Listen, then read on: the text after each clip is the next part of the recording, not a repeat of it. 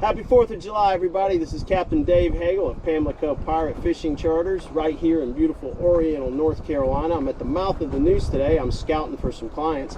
And I was asked a few questions last night when I was out to dinner at Barco's.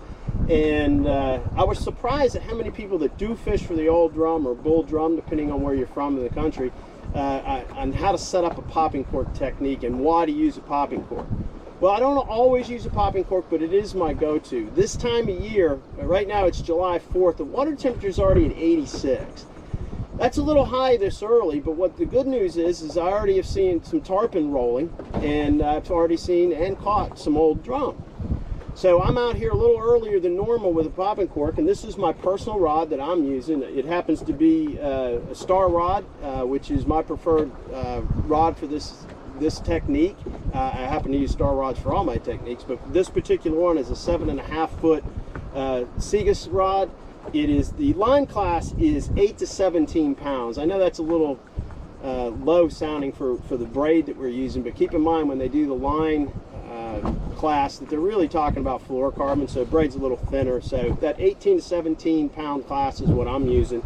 It's a medium heavy action. I like a little tip on it. And I'm using a 4,000 class Daiwa Saltish reel.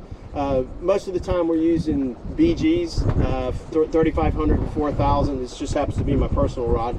And it's my favorite because it's so light, and at 58 years old, slinging these things all day, I need as light a rod as I can possibly have. So how do we set this up?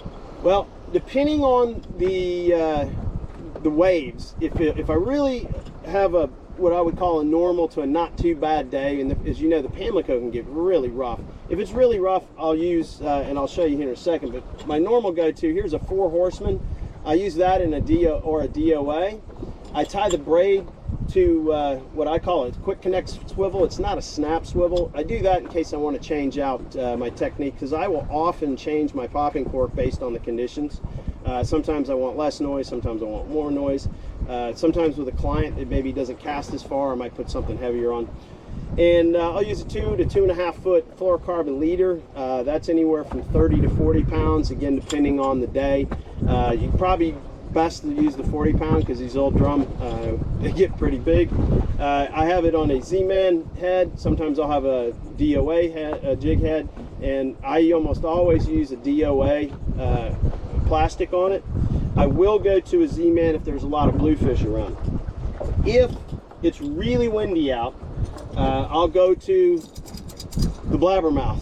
I love the blabbermouth when it's really rough. The only thing I don't like about a blabbermouth is it's very, very heavy. And if you're slinging this all day long, it will wear you out, but it is a very, very good bait. I do prefer cork if I can go to cork.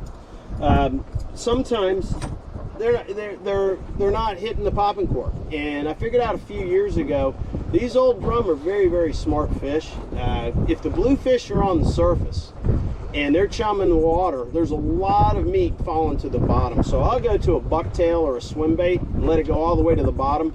Sometimes I'll rip it and let it fall. Sometimes I'll just, like I'm fishing bass fishing with a jig, I'll just shake it. You got to kind of find the cadence that they want. But I don't always use a popping cork. I will go to this if I'm struggling. What I want to say is, don't overthink this. The best thing to do is to go out and experiment. But the number one thing is make sure you don't run into the school of fish. Those bait balls, when they're getting hammered by bluefish and redfish, and there's all that commotion going on, and you run up there with your outboard, you're going to spook them, and everybody around you that might be fishing that bait ball is not going to be real happy with you. So I recommend, and in fact, I will often have my trolling motor off about 65 to 70 yards from that school. I'll try to angle myself to where the wind's going to take me there. I have a drift sock that will slow me down. I try not to use my electronics when I'm around that. There's no need for a depth finder if they're on the surface. I turn everything off because I personally believe that redfish can be spooked about as well as any fish that I've seen. But I wish you all the luck in your 4th of July endeavors. I hope you're out fishing. I hope you're enjoying your family. Come see us at Pamlico Pirate Fishing Charters here in Oriental, North Carolina. We got those old drum coming, and I'd love to hook you up on something. You have a great holiday. Thank you, and God bless you.